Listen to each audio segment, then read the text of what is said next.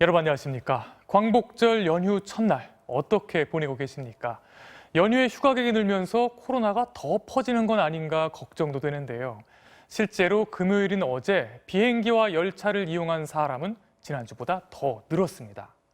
그럼 오늘 상황은 어떤지 김포공항에 나가 있는 이문현 기자 연결해서 알아보겠습니다.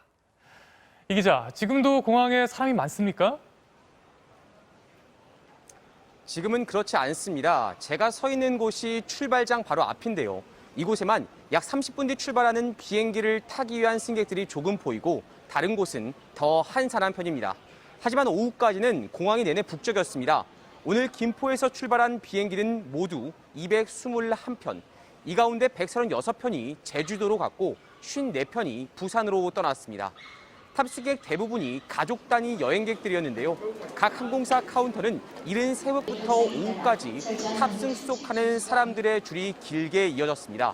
워낙 인파가 몰리다 보니까 공항 안에서 앉을 자리를 찾는 것도 어려웠습니다. 여행객들은 코로나 때문에 불안하다면서도 계속되는 사회적 거리두기에 피로감을 호소했습니다. 아기가 나가서 놀 수도 없고 또 학원도 잠깐 휴원하는 때도 있고 그래서 이제 조금 많이 답답했었거든요. 비행기 안에서도 불안하고 거의 리조트 안에서 아마 생활할 것 같아요. 네. 이렇게 휴가객이 늘면 가장 걱정이 커지는 곳이 아무래도 제주도 아니겠습니까? 제주도 상황은 어떻습니까? 네, 연휴를 하루 앞둔 어제부터 제주로 휴가를 떠나는 사람들이 급격히 늘어났습니다.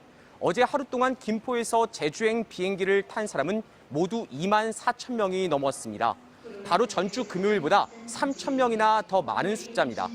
제주도의 오늘 코로나19 신규 확진자는 55명으로 일일 최다 기록을 경신한 상태인데요. 이번 연휴 동안 예상되는 제주 방문객은 16만 6천 명이 넘을 것으로 보여 방역 당국에 비상이 걸린 상태입니다. 또 공항뿐만 아니라 기차와 자동차를 이용해 휴가를 떠나는 사람들도 크게 늘어났습니다. 어제 서울역의 승하차 인원은 6만 8천 명으로 일주일 전보다 8천 명가량 증가했습니다. 또 오늘 수도권을 빠져나간 차량은 저녁 7시 기준 38만 대에 달했는데요. 이 때문에 오늘 정오쯤에는 서울에서 강릉까지 가는데 5시간 가까이 걸렸고 대전까지는 3시간이 넘게 소요되기도 했습니다. 지금까지 김포국제공항에서 MBC 뉴스 이문현입니다.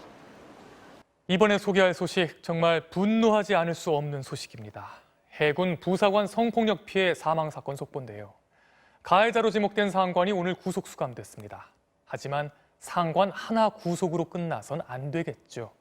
피해자에 대한 업무 배제와 따돌림, 회유, 은폐 의혹까지 하나도 남김없이 진실이 밝혀져야 할 것입니다. 손영 기자의 보도입니다. 해군 보통군사법원은 오늘 오전 A 상사에 대한 영장실질 심사 결과 군인 등 강제추행 혐의로 구속영장을 발부했다고 밝혔습니다. 지난 5월 27일 한 민간 식당에서 부하인 여성 중사를 성추행한 혐의입니다. A 상사는 경기도 평택 이함대 미결수용실에 수감됐습니다. 성추행 사건 발생 79일 만이자 피해 중사가 극단적인 선택을 한 지 이틀 만입니다.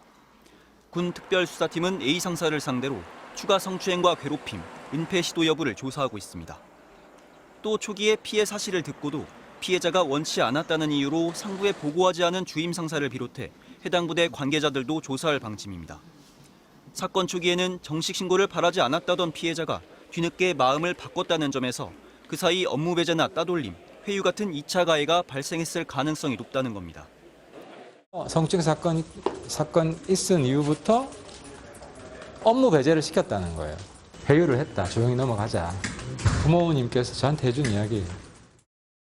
유가족들은 국군 대전병원에 마련된 빈소에서 친지와 군 동료 등 최소한의 조문만 받으며 비공개로 장례를 치르고 있습니다. 해군은 피해 중사에 대해 순직 처분을 결정했고 내일 대전 국립현충원에 안장할 예정입니다.